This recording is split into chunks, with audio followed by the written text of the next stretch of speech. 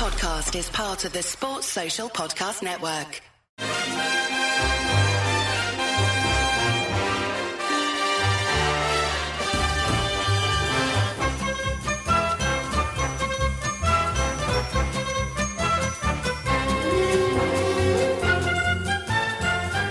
Hello everyone and welcome to How Are the Podcast. It's Gav and you. Join us for our Matchday pod.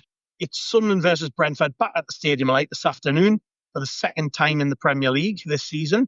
Hoping to carry on our home form, having beat West Ham United in the first game of the season at the Stadium Light.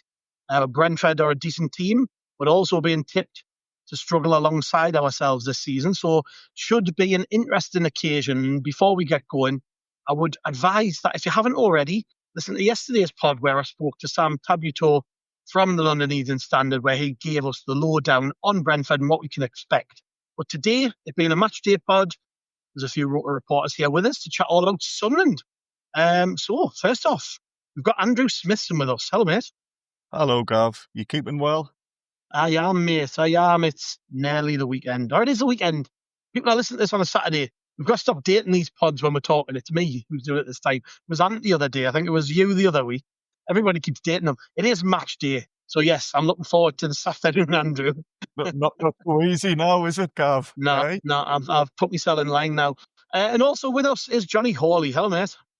Hiya, Gav. Hiya, Andrew. It's nice to be sat here on a Saturday morning recording this podcast, thinking about the match this afternoon.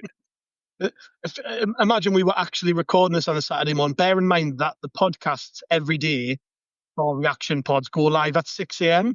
So it's like 4 a.m. on Saturday, really, when you think about it. Yeah, I know I have to get up early for a train. I'm not getting up that fucking early. No chance.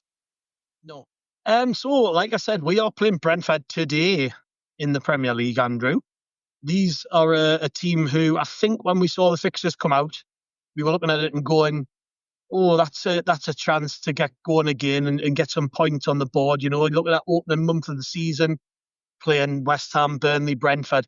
This was definitely one of them games where I was expecting to go into it pretty optimistic, and I still am. You know, we've had a difficult week this week. We lost against Burnley.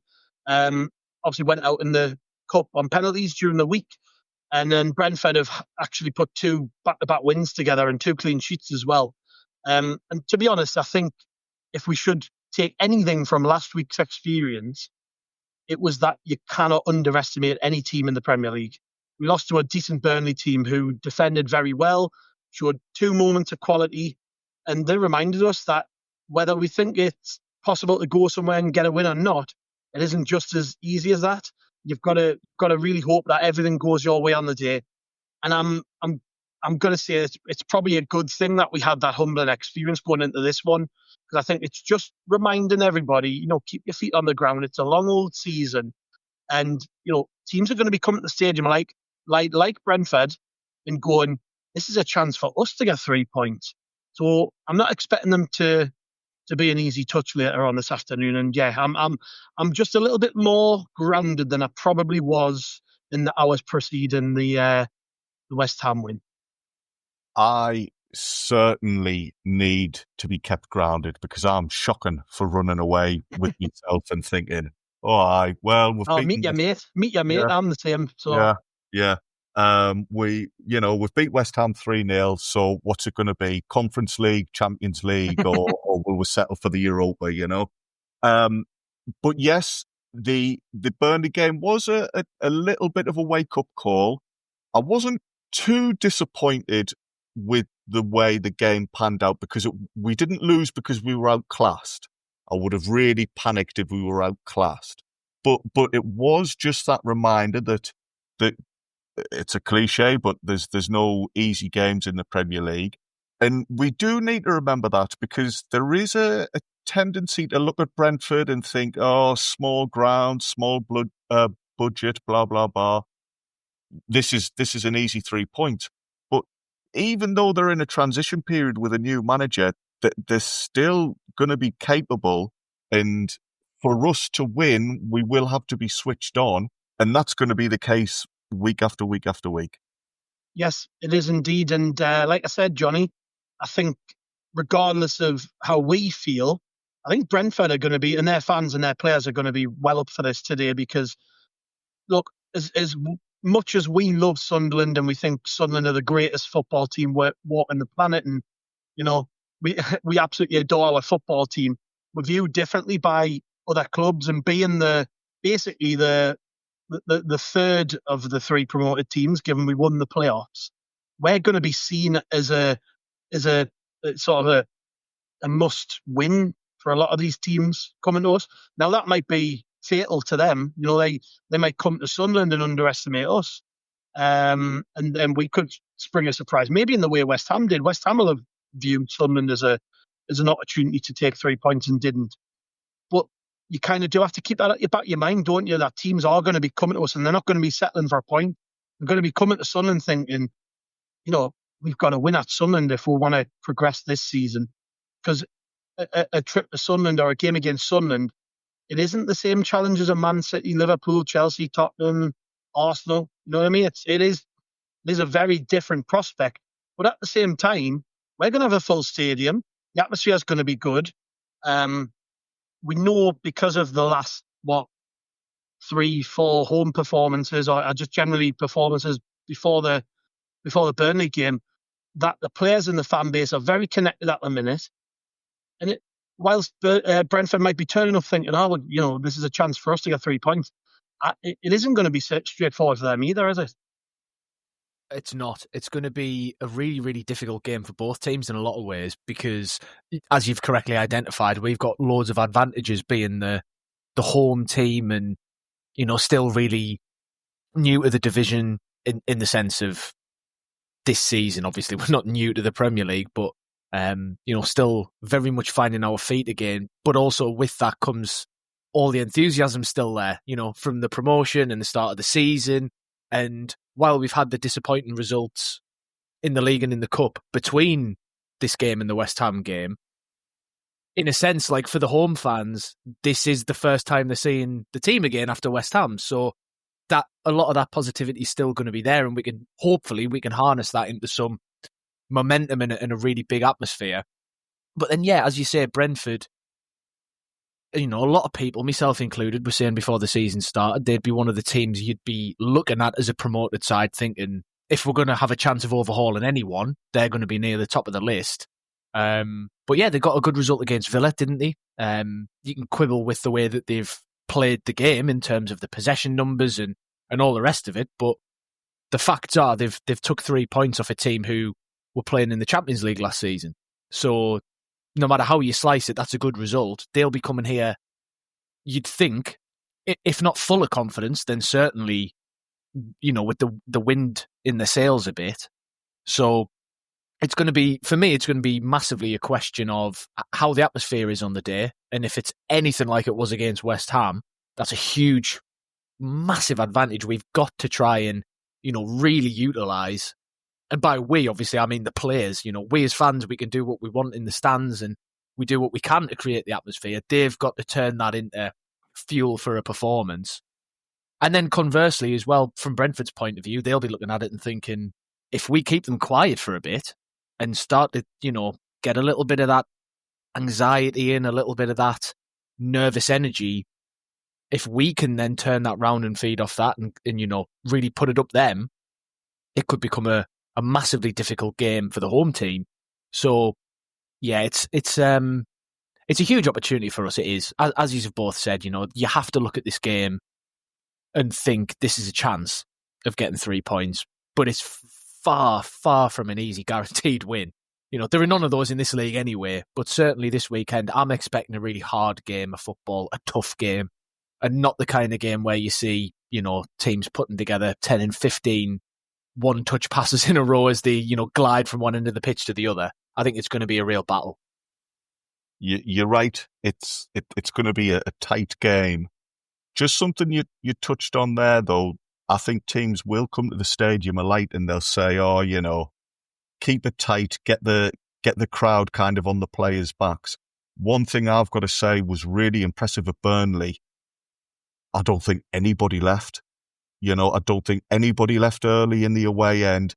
You've said this a lot of times, Gav. We need to get used to the fact that there's going to be afternoons where we lose. There's going to be frustrating games.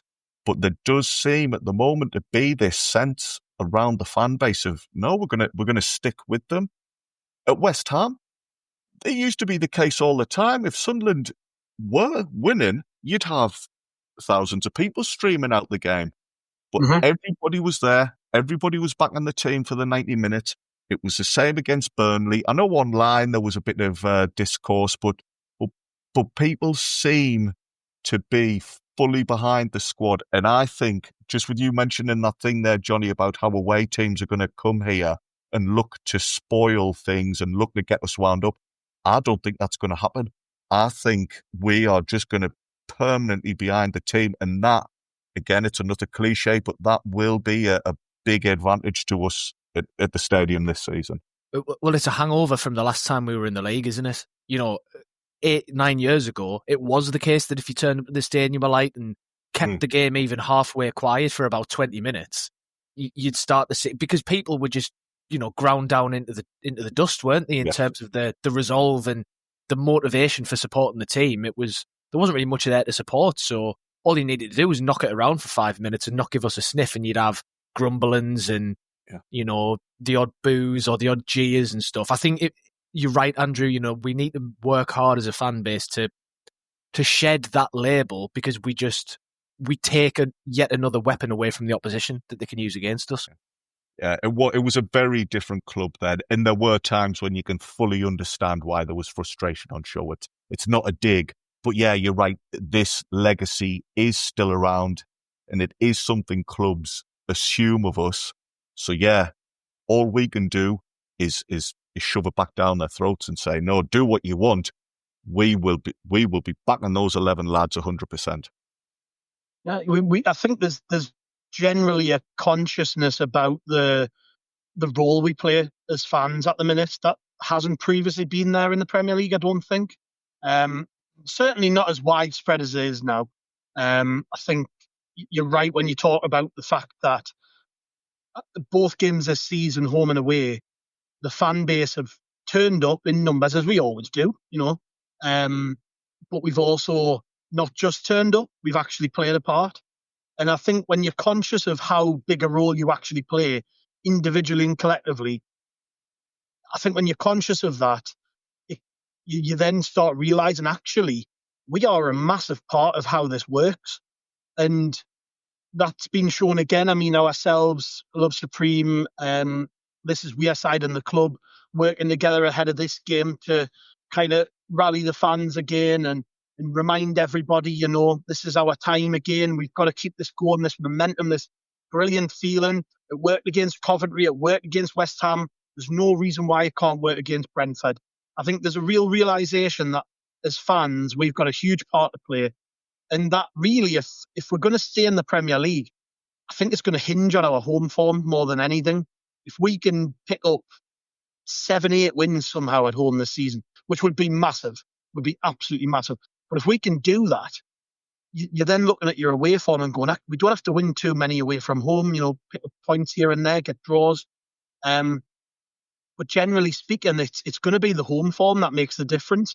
And we're in full control of what happens in our stadium.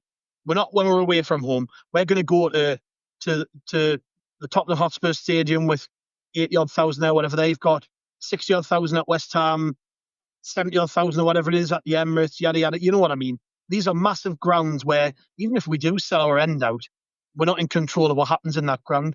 Where the Stadium of Light is ours, there's going to be 40-odd thousand of us in there. The noise levels were ridiculous against West Ham. Everybody on the same page, everybody fighting for the cause, everybody fully aware of the bigger picture and what the importance of these games are. It's one game out of 38. But if you can just get that marginal gain, that victory, then 3 points, they add up by the end of the season, you know what I mean? And there is this consciousness in the fan base, like I said, that we have such a massive role to play. Now, that goes both ways. That's both positively and negatively. So you've said there about the fact that Brentford will think, like they probably do when they turn up the most grounds, if they can frustrate the home fans, turn the atmosphere a little bit, that'll be in their favour then, the crowd sort of turning on the fans, the players then not feeding off the fans, and then that can lead to mistakes, that can lead to silence in the atmosphere, which then allows them to take a bit of control. I mean, it's such a big thing in the game right now. And like I say, we've just got to be mindful at all times that the Stadium of Light is it's a cliche, but it's our fortress. It's the place where we have full control of the situation as a fan base. So, as I mentioned before, ourselves, Love Supreme, this is Wearside, the club, put out that little statement again before the game just to say to people, come on, let's stay together. It doesn't matter how the game goes, let's stay together.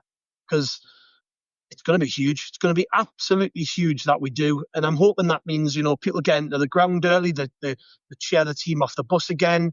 Look, it's not going to be like Coventry every week where there's flares up and down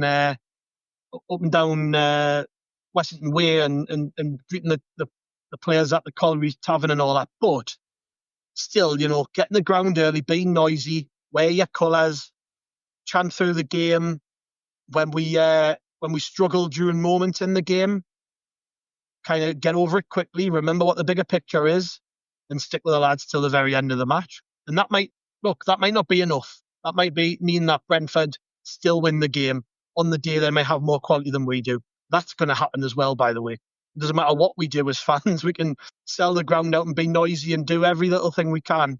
But at the end of the day, the players on the pitch are the ones who've got the real say, and they can kick the ball in the back of the net and keep it out of ours. So we've got to just do our bit. And I know people might be listening to this and going, bloody hell, we're fans. We don't have to be told to do our bit. But it also doesn't harm things if we have these conversations. We remind ourselves. We talk about the bigger picture all the time. And you're going to hear a lot of that on this podcast. So if you don't like it, then where the stop play button is on your podcast feed. But you're going to hear a lot about that over the coming months, because especially this first season back in the Premier League, it's going to have to be a constant thing that we're with them. And we've talked about it after the Burnley game, about the sort of the online, the furore out of there, where people were kind of, booting off on social media because we lost them that.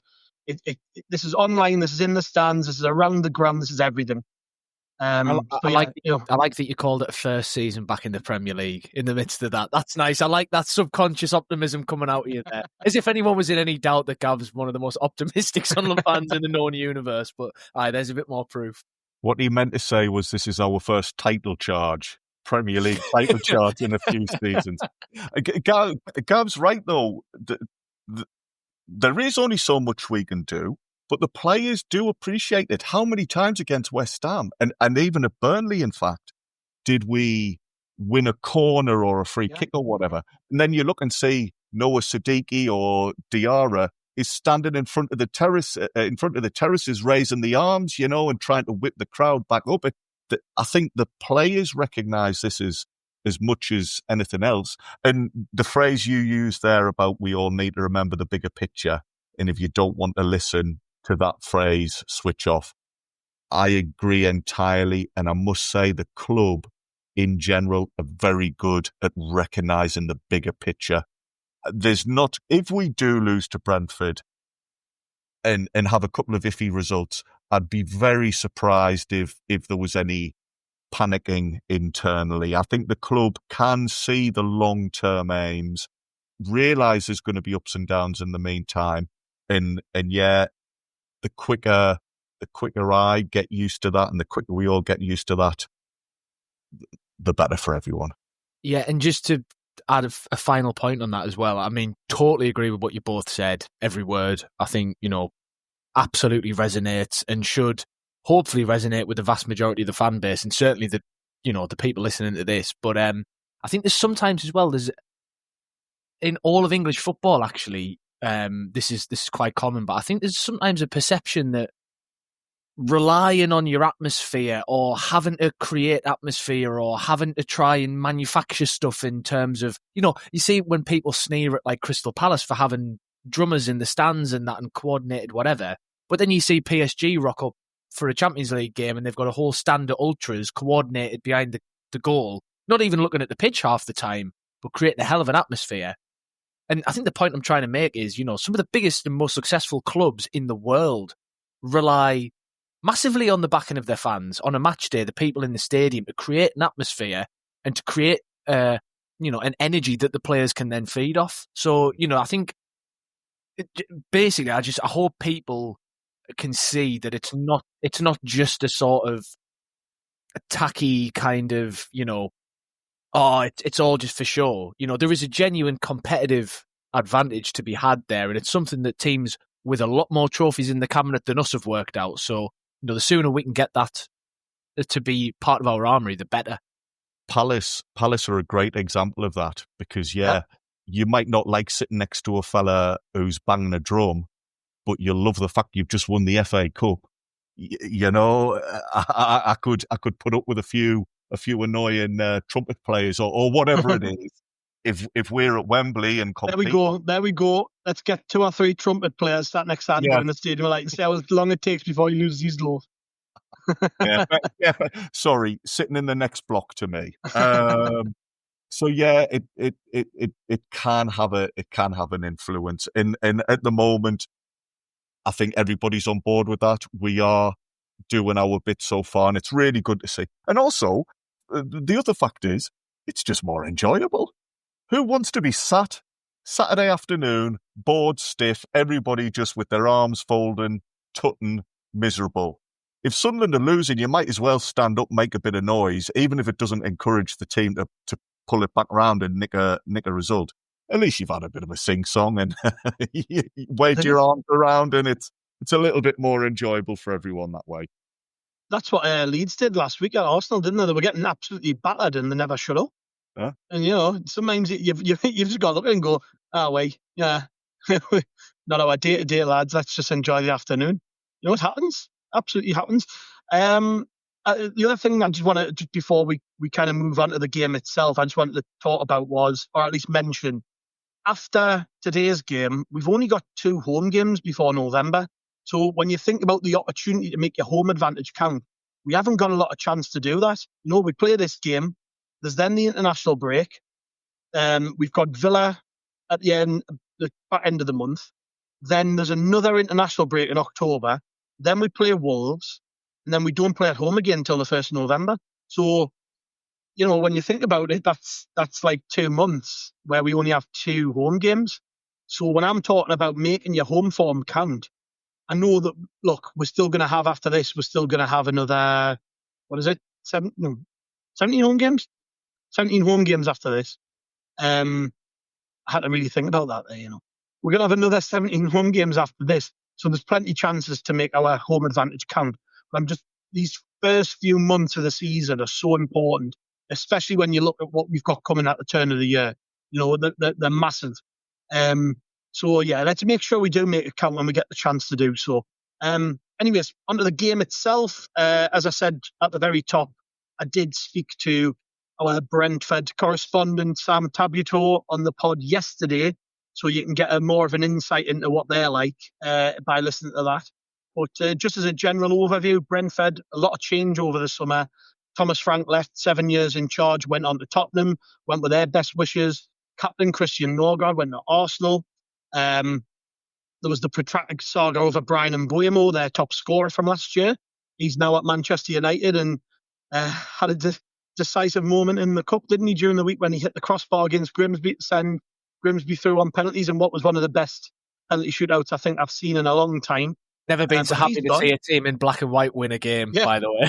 I know. It kind of took the shade off us losing, didn't it, that one? Yeah.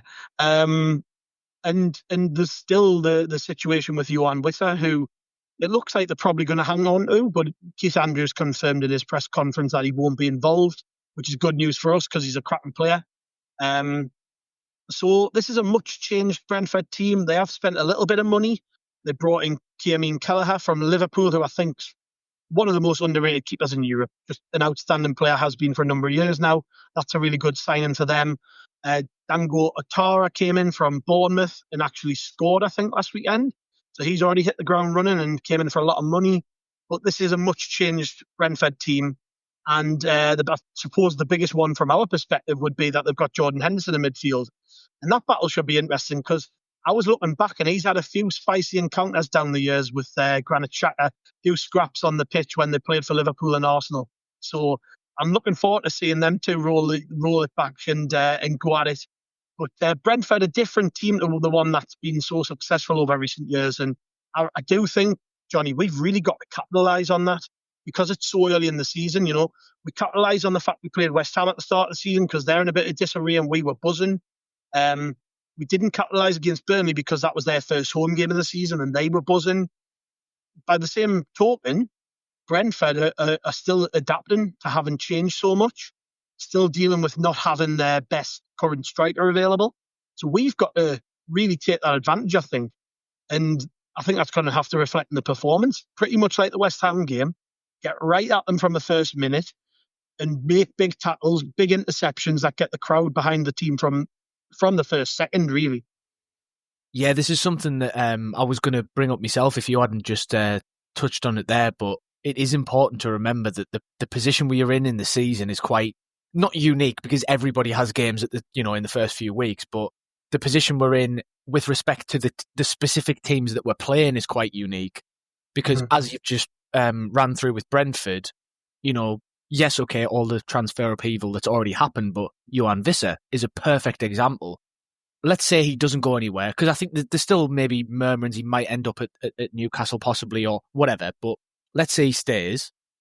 The rest of the league are going to play Brentford with Johan Visser in the team. But Sunderland at the Stadium of Light aren't. So that is something that we can take advantage of, that potentially the other, 19 teams or minus whoever's already played Brentford, Villa and whoever they had on the opening day, they're not going to have that advantage. I can see Andrew just laughing at my inability to remember who's playing. Do you know what it is? We don't know how many games in the Premier League. We literally don't know what day it is that we're meant to be recording this podcast. I love you using we there, Andrew, and taking collective responsibility for me not knowing things. I'm the worst of the lot. It just amuses me. People are going to be looking at their apps now thinking, do I want to listen to these lads? We promise we've got some football knowledge. We promise somewhere deep down. But this is a unique position we're in with Brentford, and it was the same against West Ham, like you say, Gav. Again, transfer wise is one thing because they've just brought in that Mateus Fernandes lad from Southampton for neck end of 40 million. So everyone else is going to play a West Ham who have him, and managerial changes could potentially happen. I know, Graham Potter's under a lot of pressure there. He's another one who could go. A lot of people don't think Keith Andrews is going to last a long time at Burnley. And, I'm sure a lot of people will be saying the same about us. They'll be saying, why, who knows if that Le Bris fella's going to, make it beyond Christmas or whatever if Sunderland are cut adrift. But the point I'm trying to make is this game in particular, today, this afternoon, is such a unique opportunity for us to get a result against a Brentford team who've gone through all this, not had the first few months of the season to acclimatise and, gel together and build something in the wake of Thomas Frank. So, yeah, it's a massive, massive opportunity, which is both a blessing and a curse, I think. The same as every big chance that you get, it comes with the pressure to convert, and as you were saying before as well, Gav, you've got to think about how few home games we have in the opening, even if as well, some of them are because of international breaks. So, yeah, we're not playing, but nobody else is. So we're not losing any ground. But just in terms of, again, like maintaining that momentum of promotion and the momentum of the first game against West Ham and riding that high, just with, physically more distance between the games and temporally more distance between the games, that's going to diminish naturally. Even if we win every home game, the momentum's going to be less just because it's been 3 weeks, 4 weeks since you were last at the ground. So yeah, I think it's a huge, huge opportunity, and footballing wise as well. We can't underestimate Brentford, but we also must recognise they are not a team who are playing the best football they've ever played. Not to be a possession nonce, but they're not holding onto the ball very well at all, like really badly. They're not creating loads. They're not shipping a load of goals, but they're not a team who are rocking up here in full flow and with every area of their game in great nick. Much as we're not a finished article, they are very much so not a finished article. So yeah, I think a lot of the signs are kind of coalescent to point to us being able to take advantage. It's just, yeah, with that then obviously comes the pressure to do that, and it'll be a massive job for Le Bris to mentally prepare the team for this game, I think, because, that's a fine line to walk to make sure you're the right side of it. Yeah, we were talking before we hit record, Andrew, just about that pod I did yesterday and how it was mentioned by Sam that, if Sunderland are going to win this game, it's probably going to be because of the midfield battle. And I mentioned before about Xhaka and Jordan Henderson having a few ding-dongs down the years, but you do look at that Brentford midfield and there is quality in there. Henderson, we don't know if he can still do it in the Premier League. I mean, it's very early in the season, so they're going to probably manage his minutes, but he's going to play this game. It's Sunderland. You'd be desperate to play in it. And that is important, though, that we win the midfield battle. I think when you look at the West Ham game, that is where we won the game, because Diarra and Siddiqui did not let them breathe. Paquetá, Ward-Prowse and Rodriguez, I think it was, wasn't it, for West Ham? They couldn't deal with the intensity of our running and pressing and stuff. So I do think that's probably where, if we're going to get something, that'll be where we win the game. Yeah, most Premier League games centre around the Premier League, and the fact we've spent so much money strengthening that part of the pitch suggests that as well. And yeah, I can see against Brentford it being a real battle in there. Neither team likes having possession unless it's under their own, unless it's under certain circumstances. But the midfield still needs to be there to win the ball and dictate the pace of the game. I seem to think, was there a suggestion against Burnley that Diarra had a bit of a strain beforehand or was carrying a slight knock? I wouldn't be surprised if Enzo Lefebvre comes into that midfield three this time, partially because of Diarra might not be 100%, but also in a game like this where midfield's important and it's going to be quite tightly packed, he can maybe pick a couple of holes, pick a couple of spaces that the other players can't. And having seen him against Huddersfield midweek, I might have done him a disservice in the past. I've maybe made the mistake of just thinking, he's a silky player, this, that, and the other. Against Huddersfield, he was flying in with the tackles and what have you. So going with that midfield and having Lefebvre in doesn't mean that he's going to be a passenger. He can do some of the dirty work. And I think, to go back to your original point, Gav, you're dead right.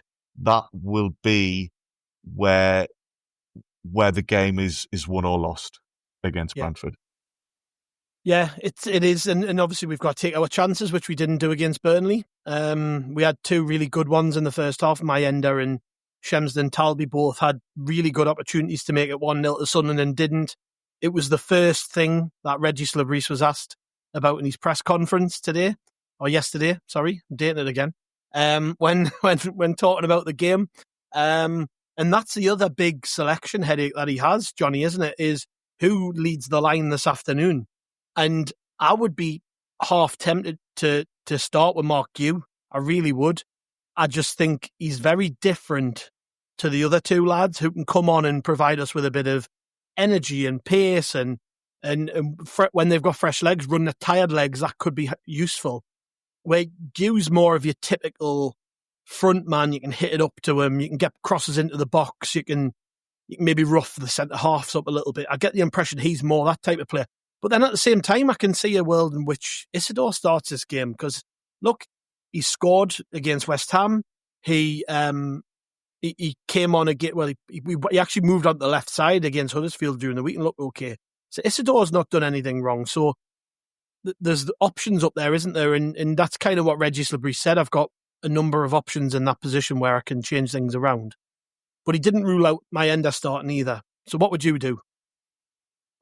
Yeah, that is a tough question. I think it's probably the toughest striker pick that we've had in.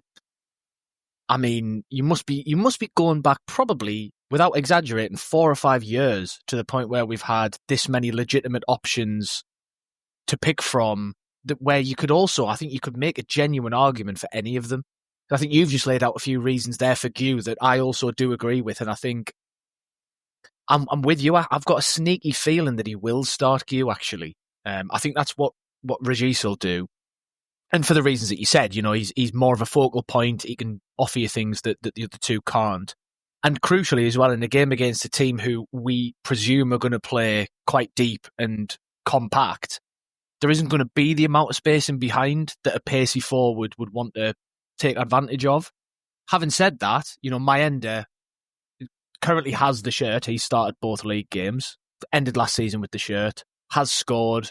We all know what Mayenda can do. And as well, Mayenda's so good with the ball at his feet and dribbling.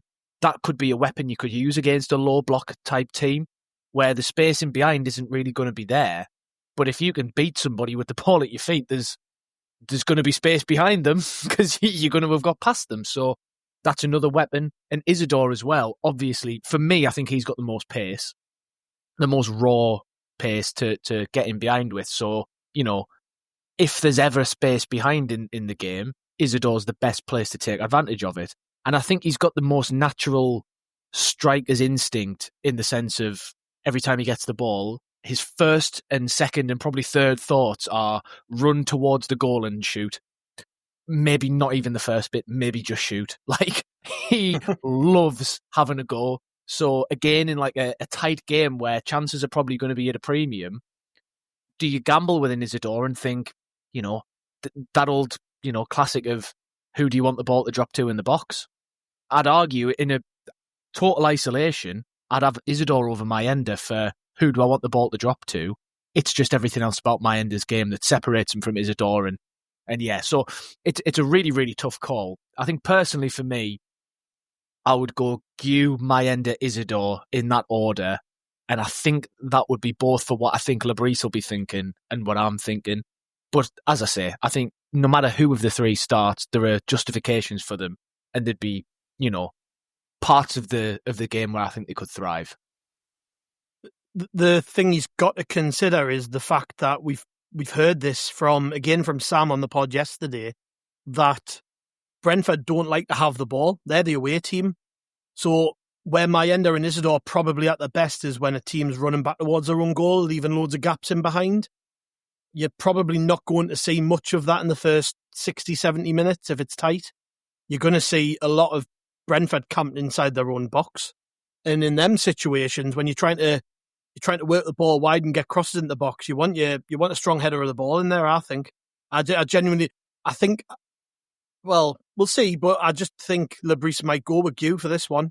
I think that's maybe why he was given the start on Tuesday night, and maybe why he's been held back a little bit to this point. I just think this is a game where it might suit him a little bit more, Andrew. I don't know if I'm talking anybody else into this, but by the way, I'd be over the moon with Eliza Mayenda, or I like them all. I just think that certain opponents, we need to have that versatility in the side to change it up a little bit. And I think this might be one of them games where, at least from the start, Gue could do with an hour, 65 minutes. Then you maybe change the attack up if you need to. But isn't it nice that we have three options here, and both yourself and Jonny have spoken about their plus points and what have you, and we're kind of all of the opinion of you could understand the thinking with whichever one of them was picked for whatever reason.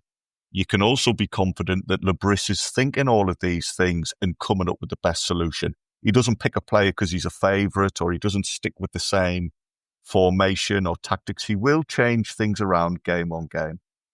I personally, I think if Mayenda did start, I wouldn't be surprised if he scored, because he has missed sitters before and then come back and responded well. This isn't the first time where he's had an opportunity and you think really he should have took that away. But for me, that said, I would also be putting Gue in at the start. He scored a really good header against Huddersfield. They were a team who were hanging on in, not giving us many chances. And yet the two chances we had, one was the header where he scored, and one was when the ball, I think a defender might have miskicked it, or it's kind of fallen at his feet, and he's had to take quite a quick shot, and it's being blocked away. So yeah, having somebody in the middle just causing a bit of stress for the Burnley defenders is probably what we need in this instance. I hope it's not Burnley, mine. We're not playing them. Oh, right. So here we go. We now don't know what day of the week it is. We don't know how many teams we're playing, and I don't even know the opposition. This is why I said earlier, Gav, I said we, because I knew I at some point would drop me. I mean, I'm surprised I didn't say something like, "Oh, well, I would be picking Niall Quinn personally," just to round off the amount of mistakes we can make in one pod. There's been games in the last few years where Niall Quinn at his current age would have been a better option than we've put out. So. People don't come to us for cutting insight, Andrew. They just come to hear us make as many mistakes as possible. Normally with names. The listeners happy. Yeah, that's it, mate. That's it. So, yeah, I mean, I think we're kind of all agreed on that, aren't we? That maybe Gue might start this one. But then Régis Le Bris isn't a what was the words used the other day? A tinkerer or a tinker man? I can't remember who said that on the pod. It might be you, Andrew.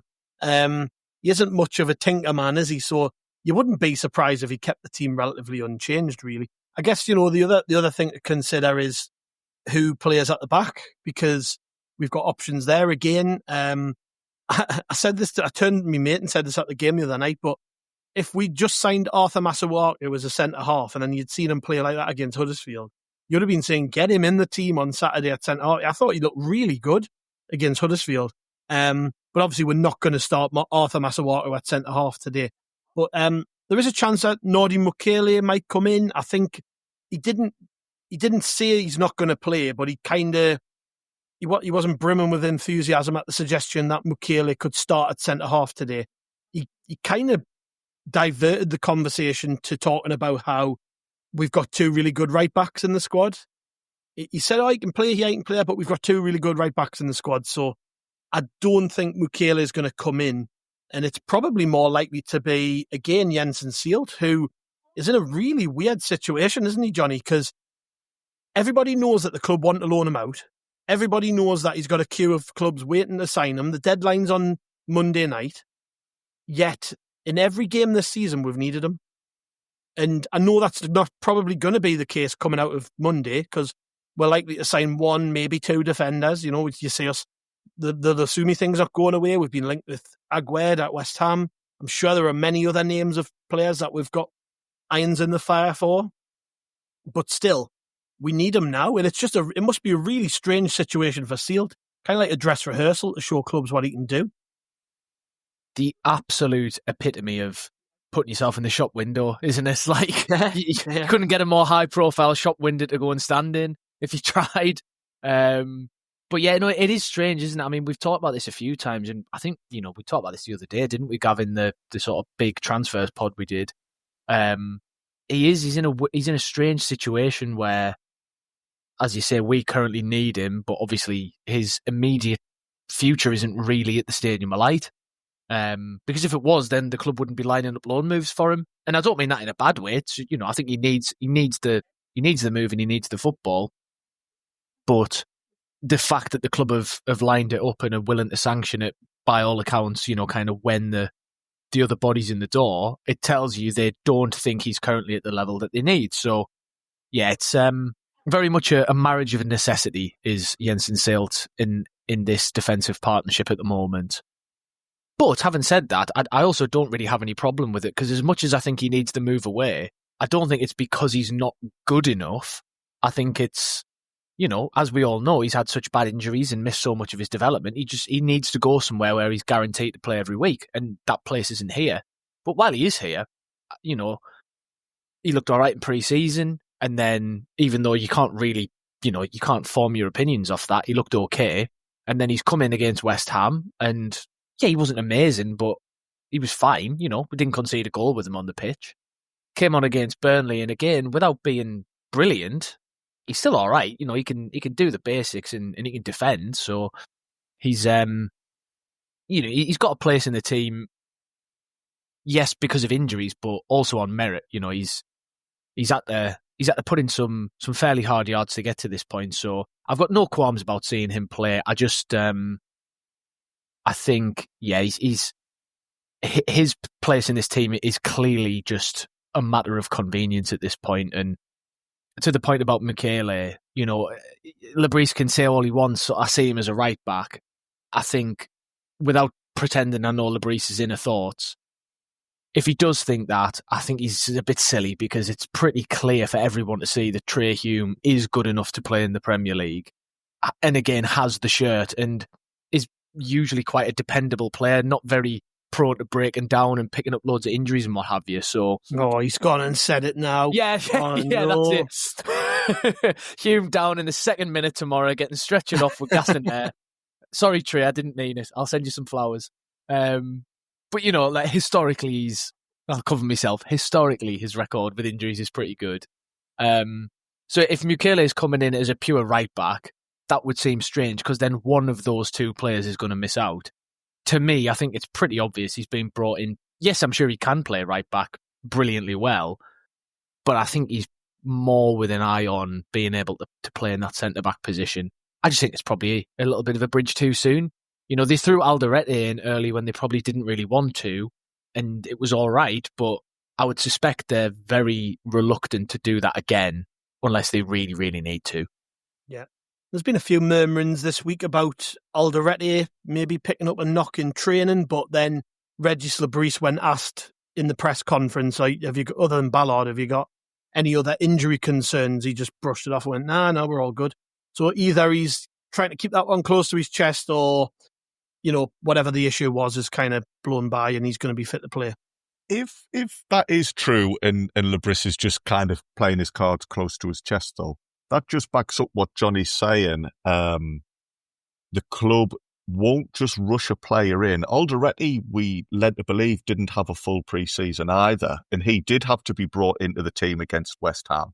So, yeah, there might be in the thinking now that, okay, Sealt isn't the longer-term option, but he's been here, he's shown that he's fit, he knows our instructions, he knows our tactics. We'll just keep hold of him for now, and he can still do us a job, to allow Michele or whoever it's going to be to bed in, because we don't want Trey Hume getting injured now that Johnny's put the curse on him. we don't want Alderete coming in, not being 100% and picking up a strain. You don't want that in Michele either. So, yes, there's a longer-term plan in place for Sealt, but if we need to rely on him, so be it. And as for Sealt, like Johnny said, I've got to give him a lot of credit. He's applied himself really well, and he has not played like somebody whose future's up in the air. He looks switched on and determined to do as well as he can. So he deserves a lot of praise for that, if nothing else. Yeah. So then let's have a little round of predictions before we disappear. I'm still sticking with my prediction that I gave yesterday to Sam and saying 2-1 to Sunderland. I think I said 2-1 anyways. We're going to win anyways. That's what I'm going with. But I just think that despite Brentford's wiliness and the pace that they've got on the break and things, which will trouble us, I'm sure, we're going to have to really dig in. We're going to have to depend on Robin Roofs. And by the way, congratulations to him for getting a call up to the full Netherlands squad, which is great news for him. Hopefully he'll be buoyed by that. But yeah, I think it's going to hinge on just a bit of luck, us taking our chances, the crowd being with the players all the way through, much like the West Ham game, really. But I'm going with 2-1 to Sunderland. Johnny? I think I've gone 2-1 before every game so far this season, so I'll switch it up. I do think we're going to win as well. I think it's going to be an incredibly tight game, so I'll go 1-0. And while I was just thinking that, I was thinking, imagine if we were the ones who scored early in a game like this. We don't really want to be on the front foot too much and have loads of the ball. They don't want to be on the front foot and have much of the ball, but they're the away team. So if we score early and go into our shell, what's the game going to be? Just like another 80 minutes of two teams just hoofing it from box to box. Which it's going to be like that over 80s football on Father Ted, isn't it? Yeah. Or like much like a Coventry game if it kicks off 15 minutes late and both teams know they just need a draw. Not that we're still bitter, but yeah, I think it's going to be a Sunderland win 1-0. And now that you've said all that, Gav, before about Gue, you've convinced us. So I reckon Gue's going to get his first Prem goal and see us home for 3 lovely points. How then, Andrew? Are you going to bring us down to earth, or are you going to stay on that optimistic wave? No, I'm going to be optimistic. I like your thinking, boys. The West Ham game was a bit of an outlier in the fact it was 3-0. Under Le Bris, we very rarely win games by more than a single goal. So I'd thought this beforehand, and I know Johnny's already said it, but I also think it's going to be 1-0 to us. And I fancy... who do I fancy to score? I think Jordan Henderson will come in with the assist. He'll accidentally play an iffy back pass. Or a Kiefer Moore-esque assist. Yes, yeah. So Henderson will set it up, or, he might just decide to push somebody over in the 6-yard box for the sake of it. And, I don't know for goal scorer. Seeing as the lad's going to have a long-term injury layoff coming up, I'll say Trey Hume to score the goal after 30 seconds. So like you say, we then suddenly sit back for 80 plus minutes. But then unfortunately, he'll then have to come limping off the pitch a few minutes after that. Well, let's hope that prediction's the only one we get wrong. Don't want to see Trey Hume get injured. But yeah, I'm looking forward to the game. I can't wait. Like I say, we when you take into account we've got 2 games at home between now and November, we really do have to make them count. So I just want to reiterate that point, do what you can to get in the ground, make loads of noise, do what we do, show your colours, all rudimentary stuff that you just kind of expect as a fan. But if you're conscious of it, you're more likely to do your job, aren't you? Rather than just turning up and going, then put on a show for us. No, we're a part of this too. We've got a big part to play. So let's see what happens. Hopefully when we're doing the pubcast in the pub, obviously. Just done a Johnny there. What was it you said the other day? Northern Irish. Irish lad from a Northern Irish club or whatever it was. Yeah, Northern Irish club in a Northern Irish league in a Northern Irish ground in a Northern Irish street. Guys, I tell you what we need to do. Le Bris there in the press conference. Get a grip. Is that what we need to do? Well, he had 2 lovely cans of Monster on the desk. Yes. Did either of you notice that? I think there must be some sort of sponsorship deal going on there. This podcast, I have spoken so much rubbish. I need a kind of refreshing, tasty Monster to pull me round. And then if I time it right just before the game tomorrow, I'll be absolutely off me tree, mental, and creating the noise and creating this positive atmosphere we're all talking about. So yeah, I would recommend, lads, same for you two as well. And then we might be a bit more coherent next pod record. Yes. Other energy drinks are available. Monster didn't pay us to say that. So yeah, thank you very much, lads. It's been a pleasure. Like I say, I'll be back after the game chatting with Sam and maybe Mike Dunn, our sexy Irish Mike. He might be joining us in the Hilton after the game. Is he from an Irish town? Yeah. Hoping to be talking about another 3 points for Sunderland. On Sunday morning, you will have Chris Martin and Kieran Brady, former Sunderland winger, doing the Sunday supplement pod. There is a on this week coming up on Monday, which we mentioned a few times already, but we've got the legendary Rob Mason joining the pod for that one.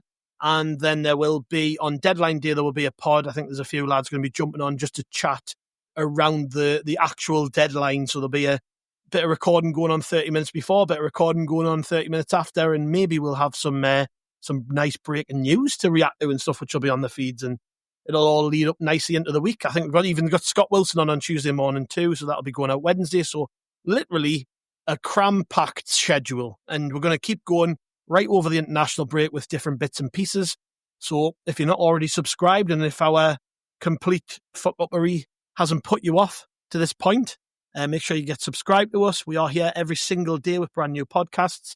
Doesn't cost you a penny to subscribe. Doesn't cost you a penny at all to listen to us. So get subscribed. Make sure you do. That just leaves me to say thank you very much, gents. Been a pleasure. Cheers. Thanks. All hours. Yes, and thanks to the listeners. Over and out. We'll see you after the game.